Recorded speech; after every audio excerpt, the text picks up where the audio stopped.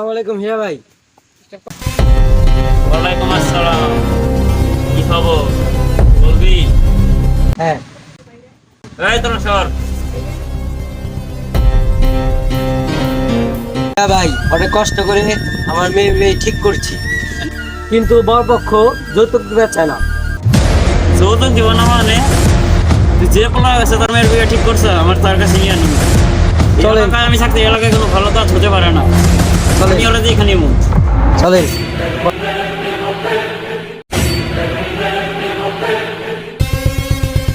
হিয়া ভাই, এই হচ্ছে সেই ছেলে। ওই চেলারা চেয়ার রেডি কর।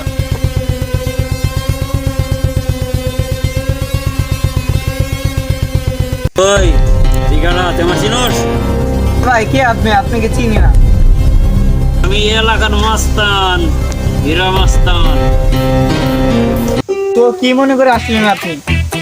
তুই তোর বিয়ের মধ্যে কন্যা পক্ষরে যৌতুক দিবি না কে? যৌতুক না দিলে তুই কি করবি?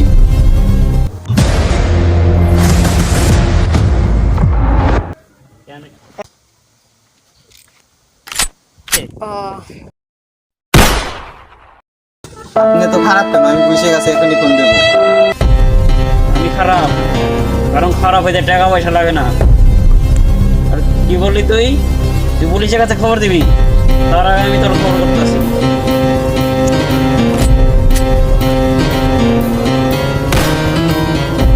বল, যৌতুক দিবি কি না? আমি তো মজা করছিলাম, যৌতুক দিব না কে? আমার বাপদা যৌতুক নিয়ে আসতেছে, আমি না হয় তার বদলে যৌতুক দিলাম। জয় হোক, Yes, হিরা মাস্তানের জয় হোক।